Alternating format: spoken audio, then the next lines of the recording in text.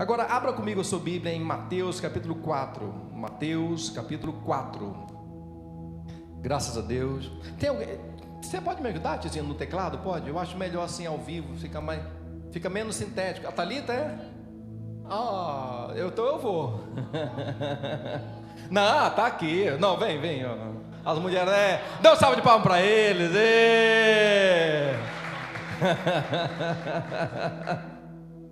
Agora foi o melhor, né?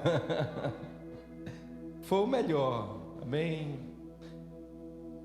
Mateus capítulo 4, versículo 17. Coloca para mim na King James, por favor, filha, só para ficar na mesma versão que a gente está usando aqui. Isso.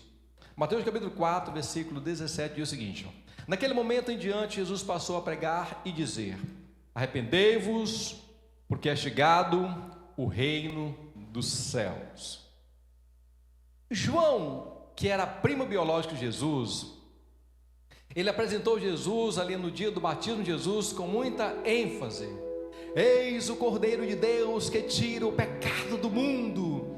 E no momento que Jesus foi batizado, veio ali o Espírito Santo veio sobre ele. Não havia qualquer dúvida que Jesus era o Messias, que havia um alinhamento muito forte entre eles. Eles eram primo biológico, mas havia um alinhamento. E João sabia que ele era o último dos profetas, aquele que estava anunciando o Cordeiro de Deus. Era também filho de sacerdote, por isso podia apontar o Cordeiro que seria imolado. Então foi algo muito legal. E no capítulo 3, versículo 12, ele diz o seguinte, olha, aliás, 3:11: eu em verdade vos batizo com água para arrependimento, mas depois de mim vem alguém mais poderoso que eu, tanto que eu não sou digno nem de desatar as suas sandálias. Ele vos batizará com o Espírito Santo e com fogo. Ele traz a pá em sua mão e separará o trigo da palha, recolherá no celeiro o seu trigo e queimará a palha no fogo que jamais se apaga. E as pessoas vinham ter com João para serem batizadas, e ele dizia: raça de víboras, se arrependam, soldados, deixem de fazer o mal, cobradores de impostos, deixem de cobrar impostos indevidos. Ele tinha uma palavra muito forte, muito forte. Passados poucos dias do batismo de Jesus, talvez um ano, menos de um ano, João estava preso, encarcerado, e ele manda discípulos seus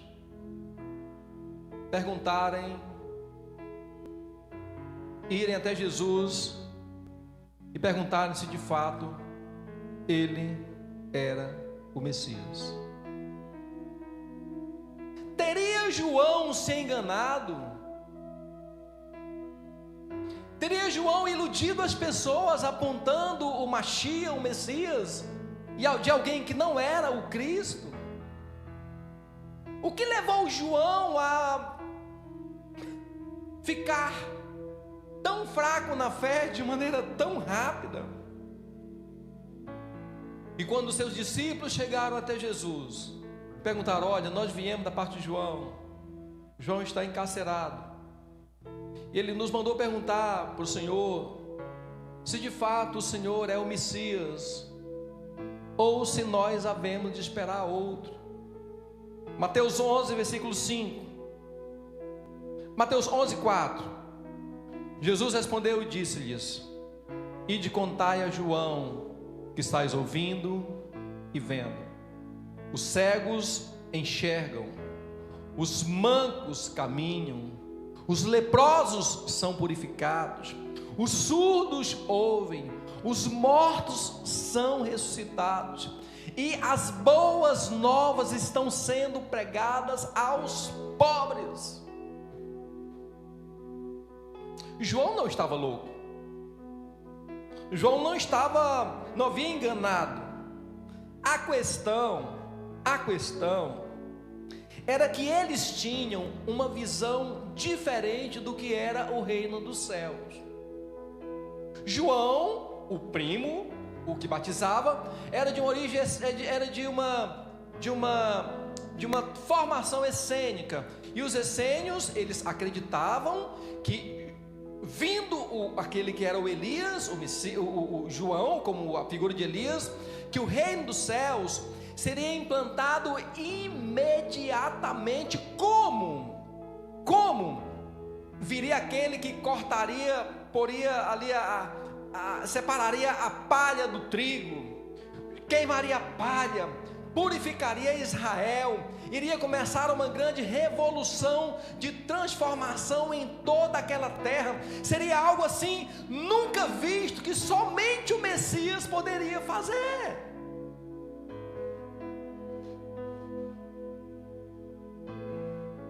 Mas passados alguns dias, ele viu que a pá não estava na mão de Jesus. Ele viu que o trigo não havia sido separado da palha. Ele viu que o trigo não havia sido recolhido para o celeiro e a palha não estava sendo queimada. Ele viu que a justiça que ele tanto falava não estava acontecendo. Daí ele parou e falou: não, ele não é o Jesus, ele não é o Filho de Deus, ele não é o Messias. Jesus, ao contrário do seu primo, era de uma formação farisaica, e os fariseus entendiam, que era o que Jesus ensinava, que o reino dos céus era diferente do que os essênios diziam. Por isso Jesus respondeu dizendo: olha, os cegos veem, os coxos andam, os leprosos são purificados, ou seja, os mortos são ressuscitados, e aos pobres é anunciado o reino de Deus, é anunciado as verdades de Deus. Então, João entendia uma coisa e Jesus entendia outro.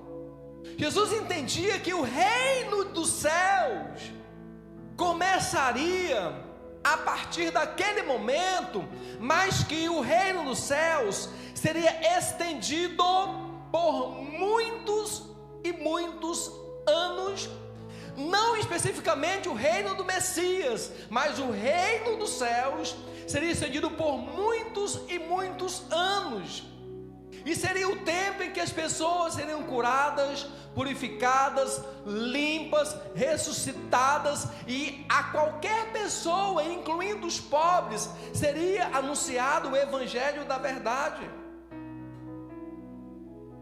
Em Mateus capítulo 13, Jesus contou essa parábola muito para enfatizar essa verdade, que João acreditava que era diferente.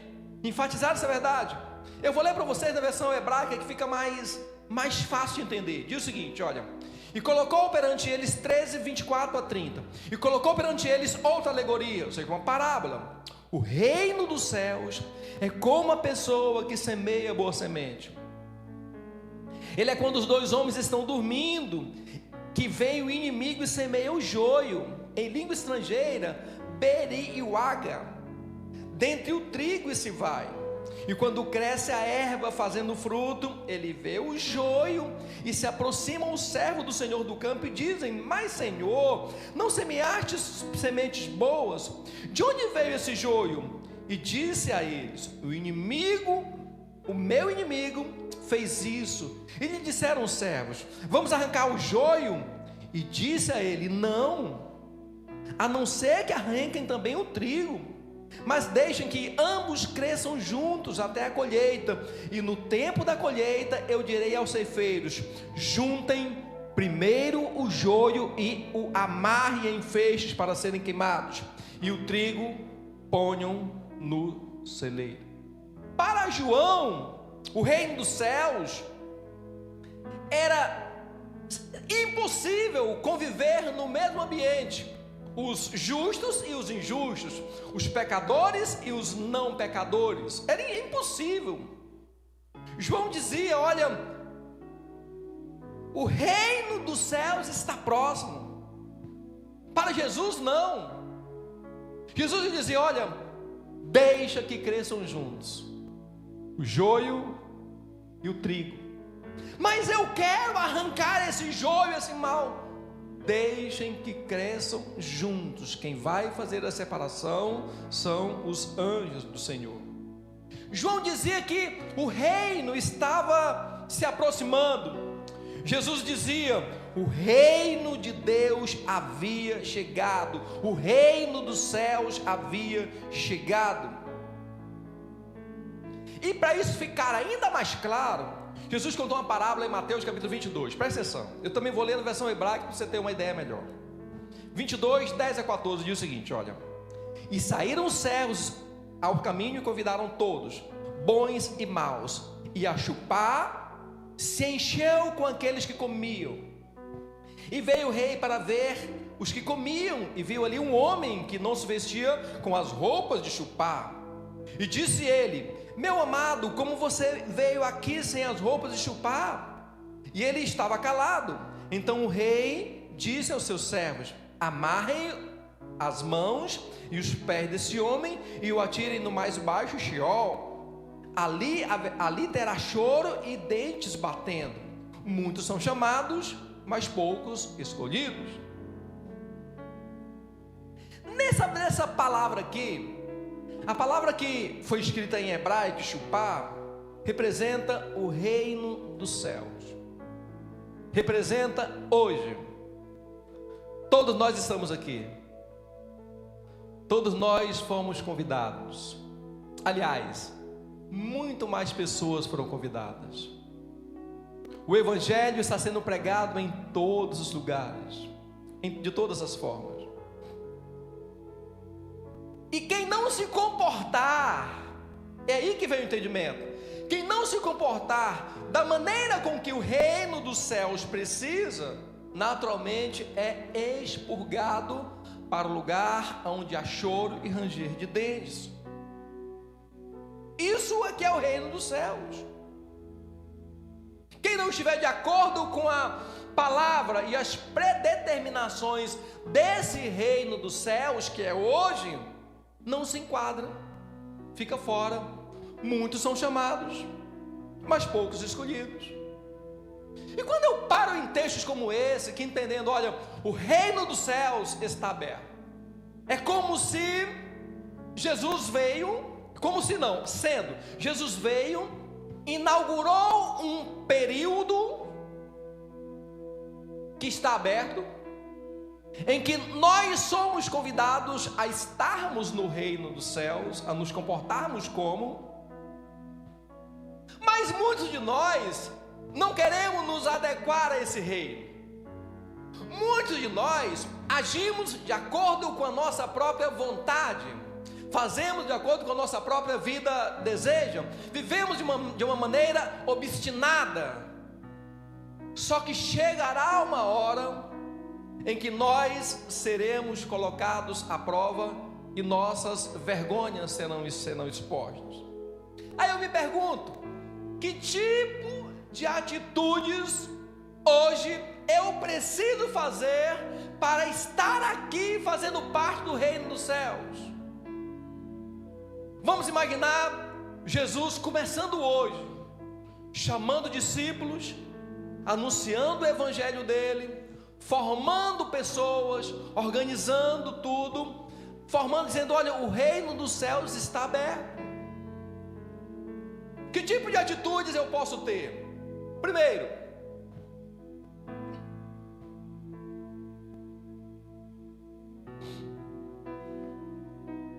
Mateus capítulo 25, versículo 1, presta atenção, Mateus 25, 1. Portanto, o reino dos céus será semelhante a 10 virgens que pegaram as suas candeias e saíram para encontrar-se com o noivo. 5 delas eram sábias, mas outras 5 eram inconsequentes. Uma das posturas que eu preciso ter hoje no reino dos céus: eu tenho 50% de chance de ser uma pessoa imprudente, inconsequente. Eu tenho 50% de chance de ser uma pessoa sábia, de ser uma pessoa que esteja à disposição de Deus. Então, uma qualidade, uma característica, uma atitude que eu preciso ter hoje no reino dos céus é ser sábio, é não ser inconsequente. E essa história das 10 virgens não é a história de 10 virgens, é a minha história, é a sua história, porque muitas vezes nós queremos agir com o nosso próprio ímpeto, fazer o que nos interessa, deixar com que o homem exterior seja mais forte que o homem interior, e isso naturalmente culmina com a nossa própria destruição. 5 delas eram nécias, eram imprudentes, eram inconsequentes, elas não prestavam atenção no que estava acontecendo. Quem é sábio, quem é prudente, quem entende, quem vive, que sabe que está vivendo nesse momento do reino dos céus, ele tem a luz quando todos estão em trevas. Ele sabe esperar o momento certo, quando todos agem no improviso, no ímpeto. Ele sabe dizer sim quando sim é requerido, e não quando não é resposta mais inteligente. Eles não se precipitam, mas esperam em Deus, sabendo que para tudo há um tempo determinado. Quem é prudente se alinha, se orienta ao cumprimento da vontade de Deus. Não serão outras pessoas que irão fazer isso, somos nós. Quem contou essa parábola não fui eu, foi Jesus. Saul, ele era rei Israel, ungido e ordenado por Deus como rei Israel. E um dia Deus chamou Saul e falou: Saul, cumpra uma missão para mim. E Saul obstinadamente fez de acordo com o seu coração, de acordo com a sua vontade. Ele desprezou tudo, ele não esperou o prazo e o tempo de Deus, ele desprezou a ordem do profeta, desprezou o convite e a ordenação que Deus tinha dado a ele através do profeta. E quando chega ali, que Deus se encontra, que Samuel se encontra com Saul, Samuel fala para ele uma palavra que talvez muitos de nós possamos ouvir se agirmos semelhante. Ele fala: olha, 1 Samuel 13, você agiu como um tolo, você não guardou os mandamentos do Senhor. Você poderia ter esperado o tempo, você poderia ter aguardado o cumprimento da promessa, você poderia ter esperado porque tinha um tempo de liberação sobre a sua vida. Você não esperou, você foi um tolo. Até mesmo homens de Deus, se não prestarem atenção na vida, podem cometer atitudes tolas. Abraão precisava muito de um filho. Deus havia prometido para Abraão um filho. Deus iria cumprir a promessa dele. Não existe na Bíblia nenhuma promessa que Deus tenha prometido e ele mesmo não tenha cumprido nenhuma. E Deus havia prometido um filho para Abraão. Tudo que Abraão precisava fazer era crer e esperar. Mas aí Abraão com Sara tiveram outra ideia, e Abraão se juntou com outra mulher e concebeu um filho, Ismael. E daí vieram vários problemas na vida de Abraão, porque não foi prudente, não foi sábio. Teve uma ocasião em que Moisés estava no deserto e o povo estava com fome. Gente, presta atenção, nós não seremos chamados para sermos prudentes nesse mundo agora do reino dos céus. Isso é uma prova. Nós não seremos chamados para sermos prudentes quando tudo está bem, quando a decisão a ser tomada é a mais fácil.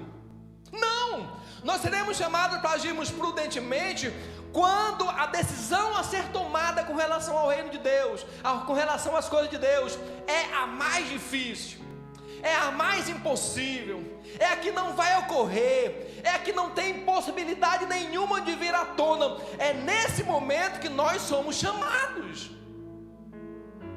E Moisés estava no deserto, o povo com sede, começou a falar: Moisés, nós queremos água.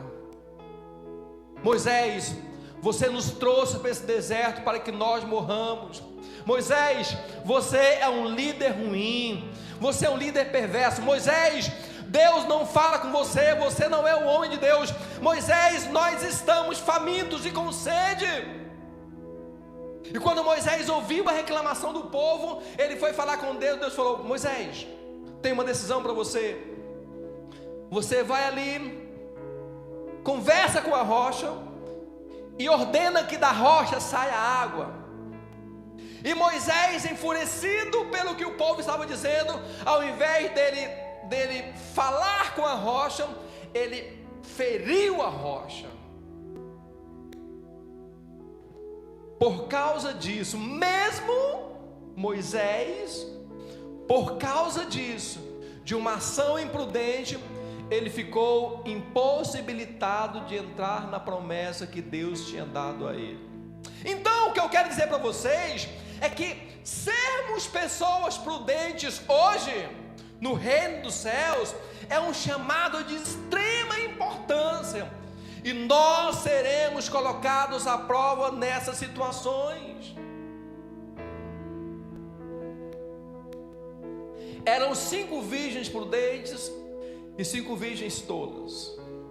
E a Bíblia diz que à meia-noite ouviu-se o grito: eis o noivo. Olha só a cena.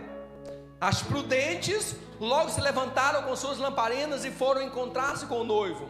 As tolas ficaram procurando azeite aonde não tinha reserva.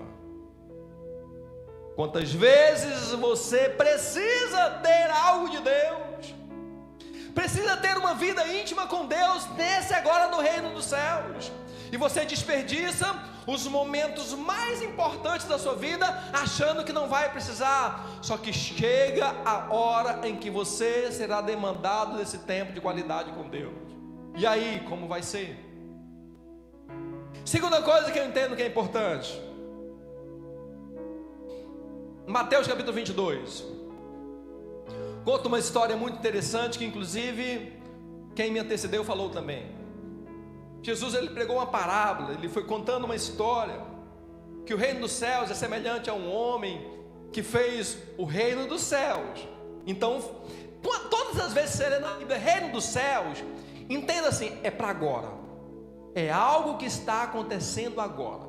O reino dos céus é como um homem que fez uma grande festa de casamento para o seu filho, as bodas, e mandou convidar as pessoas.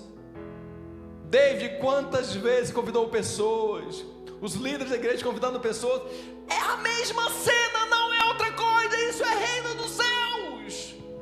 Convidou as pessoas, e foi uma vez, foram outras vezes. Olha, existe um banquete, existe uma festa preparada. Quanto é que paga para participar dessa festa? Não paga nada, é de graça. Tudo que você precisa fazer é ir. Só que aí vieram as pessoas e não deram atenção ao que os servos diziam, se afastaram delas. Um foi para o campo, o outro foi para os seus negócios, e outros ainda atacaram os servos, maltrataram e assassinaram. Isso não é uma história que aconteceu antes, no passado somente. Isso não é uma história para o porvir, não. É uma história para agora, para hoje. Então o que eu preciso fazer agora no reino dos céus? Aceite o convite, dê atenção ao chamado. Não ataque, maltrate ou assassine quem vai lhe convidar, porque é algo extremamente importante. As parábolas de Jesus são formas de ele nos dizer como que o mundo funciona. E essa parábola aqui, como eu disse, funciona hoje, aplica hoje. Não é sensato fazer como as pessoas dessa parábola. Elas não deram atenção ao chamado. Sabe por quê? Porque a pessoa que estava chamando não chegou na melhor posição social, não veio com o melhor convite impresso, não veio com nada que fosse efetivamente atraído ou atraente. Não, são pessoas simples como nós que fazemos isso. Então, alguém vai aceitar o convite de alguém? Não, ele é indigno, eu não vou, eu não quero. Despreza aquelas pessoas. E quando nós desprezamos o convite que Deus nos faz, nós nos tornamos indignos de participar do que o Senhor está nos preparando, vai preparar e vai acontecer no reino do Senhor Jesus. Nos tornamos indignos. Nós achamos que são insignificantes, temos coisas mais importantes para fazer, né? E às vezes, tá até na igreja mesmo, não tem coisa mais importante na rede social. Então, eu tenho coisas mais sérias e importantes para fazer, muito mais do que me dobrar e ouvir o que Deus está querendo me dizer na parábola da festa do filho dele. Eu não vou, eu tenho negócios, eu tenho fazendas, eu sou muito ocupado, eu não tenho tempo. E naturalmente, despreza o emissário, despreza quem faz o convite, despreza e acaba se tornando indigno de participar. Por outro lado, o reino dos céus é algo que acontece hoje. Nós também, nessa parábola, somos como aqueles enviados pelo Senhor para convidarmos as pessoas. Não cesse. Se você está sendo indignado, ou alguém está se tornando com indignação, se você está sendo menosprezado, se você está sendo não valorizado pelo que você carrega, não se preocupe, a pessoa não sabe o que você está fazendo, continue convidando. Terceira coisa para nós orarmos, Mateus 13:45, presta atenção. Terceira coisa que preciso fazer agora no reino dos céus, é para hoje, não é para amanhã. Ele fala o seguinte: olha, da mesma forma, o reino dos céus é como um negociante que procura pérolas preciosas. O que é o reino dos céus? É como um investidor que procura uma boa ação, uma boa aplicação, um bom retorno. É como alguém que quer investir em algo e fica procurando algo para investir. É igualzinho, não muda nada. É como alguém que procura, por exemplo, pedras, e encontra uma pedra preciosa, preciosíssima, e assim que ele encontra aquela pedra, aquela preciosidade, 46, e assim que ele encontra aquela preciosidade, o que diz? Vendeu tudo que tinha e a comprou. Como que é o reino dos céus? É como essa pessoa que procura algo precioso. Eu fui alcançado pelo evangelho do reino dos céus quando eu tinha 17 anos de idade. Parecia tudo muito simples, mas era tudo muito transformador. Era algo extremamente precioso que se eu desse toda a minha vida para estar inserido nos comandos do reino dos céus, ainda seriam poucos. Se eu desse todo o meu passado, todo o meu futuro, toda a minha descendência para estar incorporado no reino dos céus, ainda seria pouco. E aquele negociante voltou, preparou, vendeu tudo que tinha, foi lá e comprou aquele campo. Isso é o reino dos céus. O que é uma atitude que eu preciso ter? A atitude de valorização.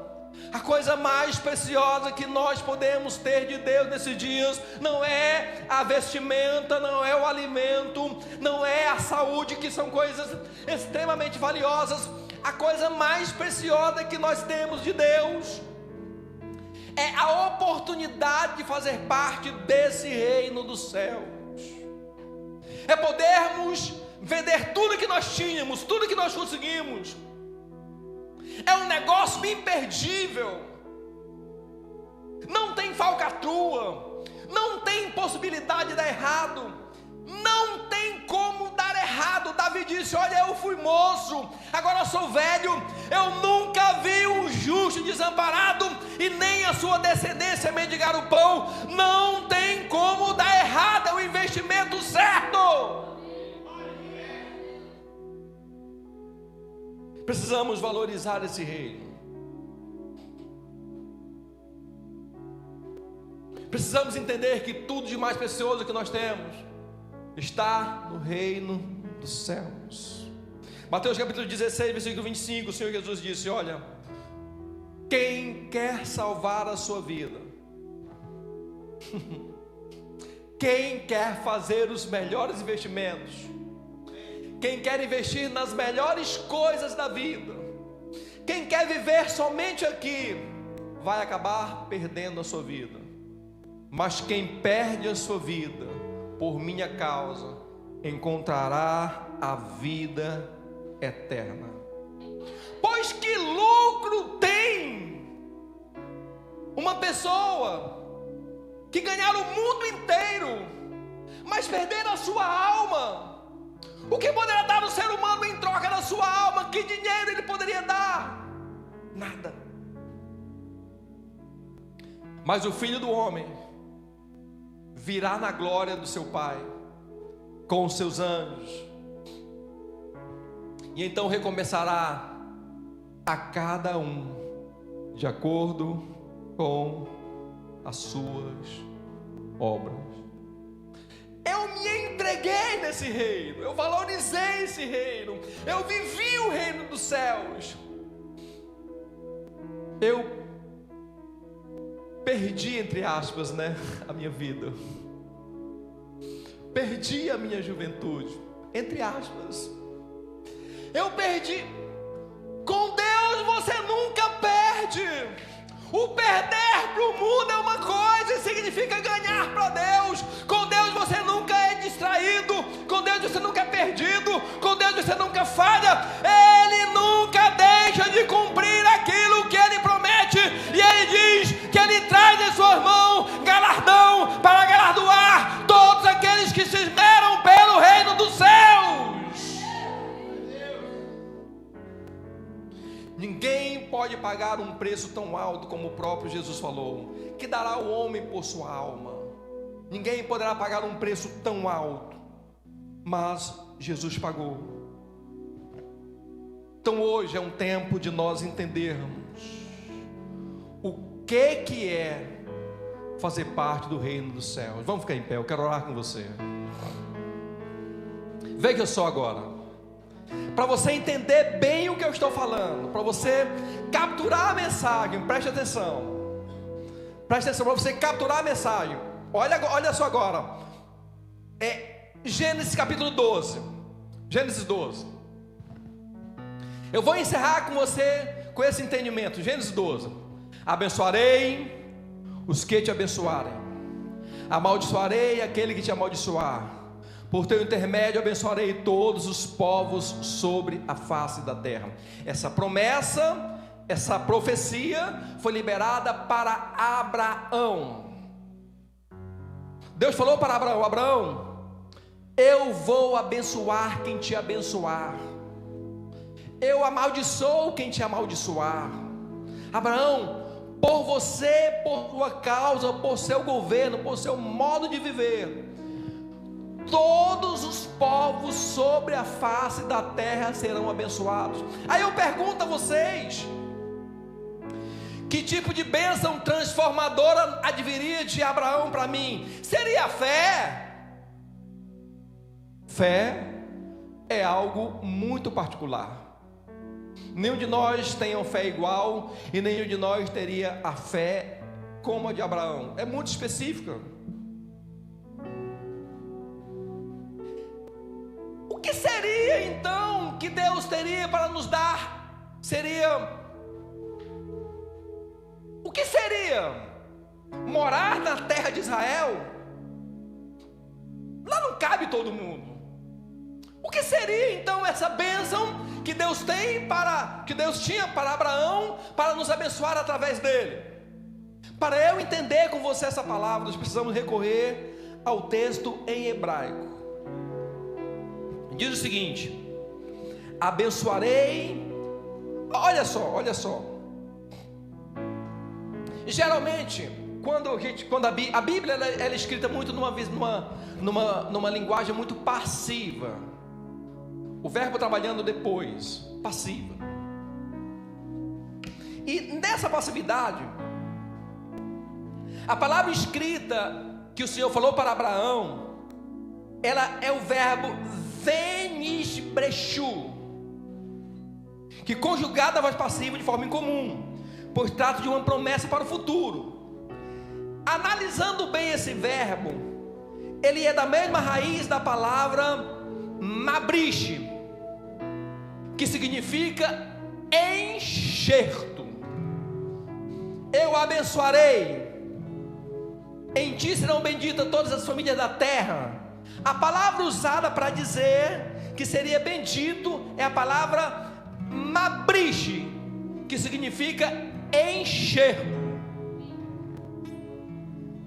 Agora vamos entender esse texto no hebraico. Diz o seguinte, olha: abençoarei os que o abençoarem, amaldiçoarei aos que o amaldiçoarem. Por meio de você, todos os povos da terra serão enxertados. De onde vem a promessa que Jesus estava dizendo? Olha, chegou o tempo de vocês receberem a promessa que Deus fez a Abraão há muito tempo atrás. Por isso que ele dizia: eu vi Abraão, eu estava com Abraão. De que momento, de que maneira nós poderíamos ser então atuados pela bênção de Abraão? Quando nós olhamos o texto, é através do enxerto, é quando nós nos achegamos àquilo que Deus tinha na vida de Abraão, quando nós nos ligamos a Ele através do enxerto. O reino dos céus é o momento que se abre para nós sermos enxertados na bênção de Abraão, estarmos ligados, comendo da mesma seiva, recebendo a mesma instrução, recebendo a mesma palavra. E o Senhor diz: eu abençoarei aqueles que te abençoarem. Show maracadara cheire de balabalash. Show miando ni canara cheire de balacanara cheire de balabalash. Foi através da pregação de Jesus, que dizia que o reino dos céus havia chegado, que o evangelho das boas novas do Senhor foram divulgadas em todo o mundo. Foi através de Jesus Cristo, com a abertura do reino dos céus, que a Bíblia dos judeus passou a ser divulgada e impressa para todo mundo ler. Foi através do evangelho de Jesus, da implantação do reino dos céus, que grandes verdades bíblicas do direito passaram a ser incorporadas em muitas nações. Foi através de Jesus que o mundo todo soube o que é Israel, o que é a fé deles, em quem que eles creem, que num Deus único, num Deus que é Pai, num Deus que sustenta, num Deus que promete, num Deus que cumpre. Foi através da vida de Jesus que tudo ficou claro para nós, porque Ele abriu o reino dos céus a todos nós, para que nós fôssemos enxertados nele. Se cumpre plenamente. Nós estamos nesse tempo.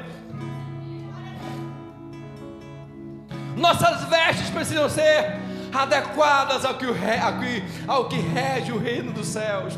Talita, não é como eu penso ou quero, é de acordo com os padrões do reino dos céus. Se eu estiver errado, eu não serei atendido, não serei recebido. É de acordo com o reino dos céus. Agora entenda uma coisa: como é que acontece esse enxerto? Preste atenção. Cadê o Deide? Vem cá, Deide, vem cá, meu filho. Como é que acontece esse enxerto? Preste atenção. Como é que acontece esse enxerto? Tira aqui para mim, por favor. Obrigado. Vamos imaginar, só para você entender. Se você sair daqui entendendo isso, eu diria que foi o melhor culto da sua vida. Preste atenção. Como é que acontece esse enxerto? Eu estou completamente desligado da bênção que Deus tem para Abraão. Completamente longe. Só que aí, motivado pelo Evangelho de Jesus, eu então vou e sou enxertado. Eu fico enxertado nessa. Outro vem, se enxerta aqui também. Outro vem, se enxerta aqui. Outro se enxerta aqui também. A bênção que Abraão, que Deus deu a Abraão, no momento em que nós somos enxertados na fé de Abraão, no Evangelho de Jesus, a mesma bênção que Deus deu a Abraão vem sobre mim e sobre você. A mesma salvação, o mesmo céu, o mesmo reino dos céus. Isso é para você, isso é para mim, isso é para todos nós.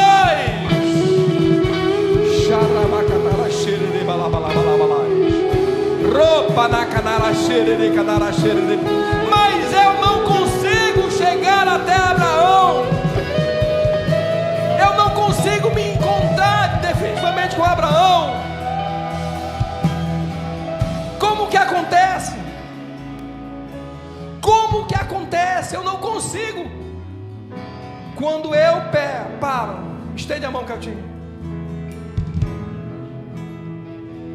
Quando eu paro e me ligo a alguém que está ligado à fé de Abraão, a mesma unção e graça que estava sobre Abraão também vem sobre quem está aqui.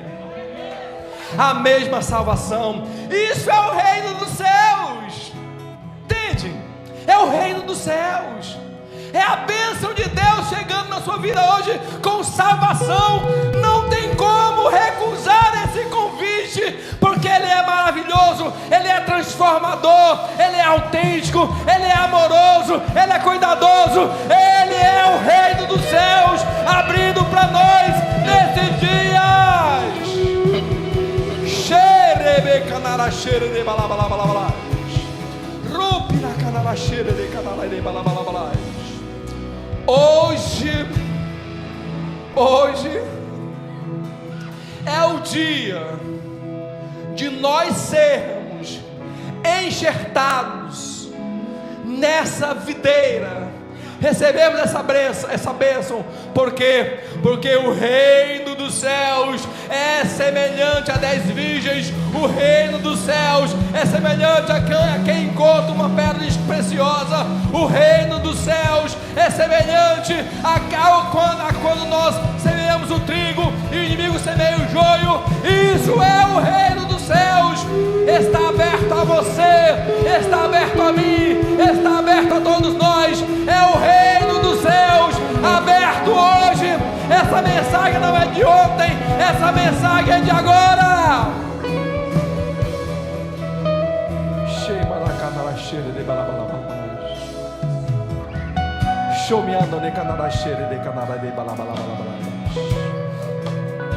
De maneira muito profética, eu quero que você pegue na mão da pessoa que está do seu lado.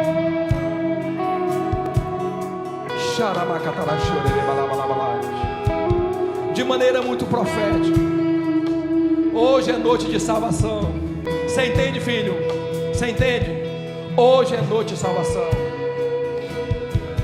Eu quero que você convide essa pessoa aqui para vir aqui, simbolicamente, para ser enxertado na mesma bênção de Abraão. Você pode vir. Se tem alguém que ainda não é cristão e precisa receber Jesus como Salvador, pode vir. Aqui está o primeiro, aqui está o segundo, aqui está o terceiro. Venha. Se tem mais gente, pode vir receber a bênção e a salvação